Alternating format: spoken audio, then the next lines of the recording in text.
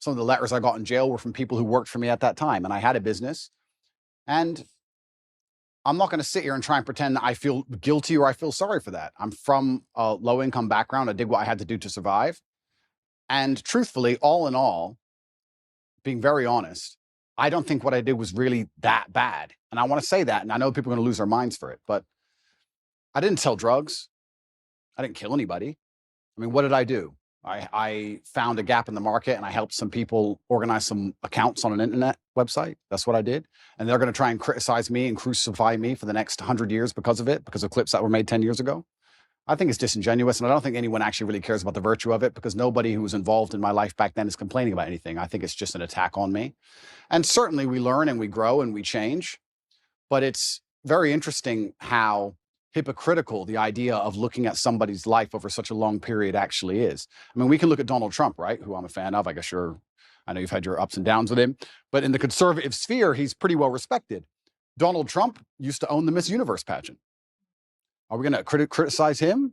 Are we going to crucify him? What about the girls he had in Miss Universe who decided to go on and do Playboy magazine?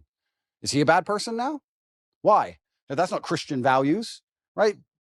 People are messy and life is messy and nothing is completely clean. And this idea that you're going to find somebody and 10 or 11 years ago, they did something which might even be slightly distasteful, not even illegal, and you're going to crucify him forever. I just don't believe that's genuine virtue. I think it's just an attack. I do think what's happening right now is they are wrong. Very interesting. That was a very interesting response. It's not normal for Andrew. You can actually see the pent up anger and frustration he's kind of going through with this. Or it might be the fed upness, or him being fed up with his current situation as a whole. He's speaking a lot more off the cuff, I want to say. He's being extremely raw and extremely honest. We do not get that a lot. Usually Andrew is very stoic and composed in how he delivers his messages. This one kind of came off as a little somewhat unhinged, but not in a negative light, if you guys know what I'm trying to say. It's just more so you can actually see what's happening is somewhat affecting him, and he's using these platforms to spread his message as to why that is. So very interesting. Let's keep going.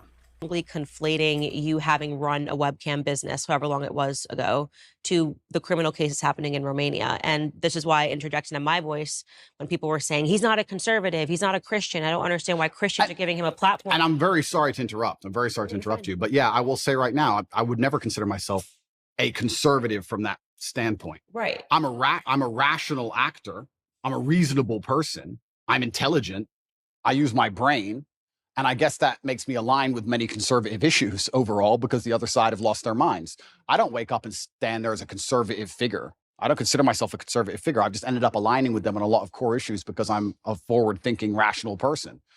But I'm certainly not a I don't stand up and say, hey, I'm a conservative. I'm not interested in whether the conservative want to embrace me from that perspective or not. I have no interest in that. I wasn't even particularly political until my recent debacle, where I realized a lot of things about the world and how avoiding politics will not save you, unfortunately. Yeah, that's one of the things I pointed out. I said, he's never said he was conservative. Why are we? He is not identifying as a Christian. So why are we suddenly using that as whether or not a Christian, a conservative, can put him on a platform and talk about something that is relevant? And something that is relevant is whether or not you are being wrongly or unfairly persecuted by a government. Yeah.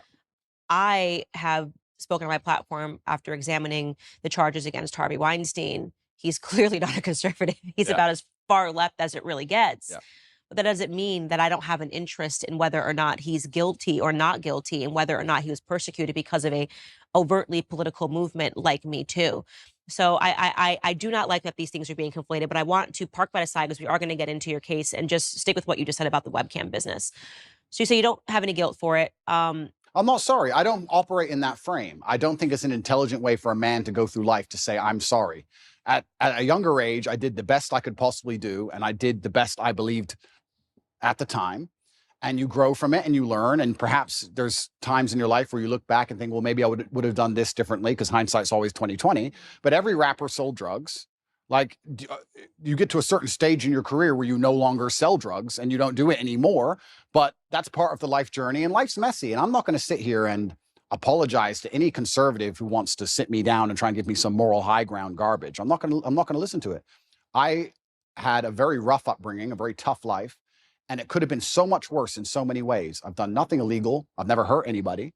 Everybody who was involved in my life back then are massive supporters of me. And I think it's very hypocritical for someone to sit, look at a situation they were not involved in and don't understand, look at old clips taken out of context, and then tell me and a whole bunch of people who were in my life who were all perfectly happy that something bad happened and something wrong happened. I don't think that's genuine.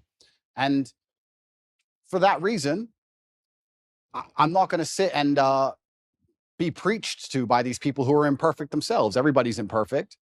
And another thing that's really important, we talk about Christian values. I also think that I find it very interesting and ironic that I'm somehow the problem and these Christians feel like they need to come and attack me now in the name of Christian values. I think Christianity has much bigger problems than Andrew Tate in some old clips. I think they have much bigger problems that are happening in their churches on a daily. I think you can go to a Christian church in a lot of America and be very disappointed in what you've seen. I don't think I'm the problem with Christianity.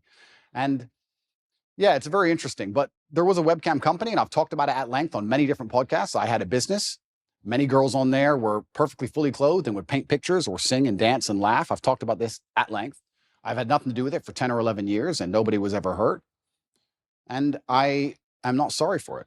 I don't see why I should be.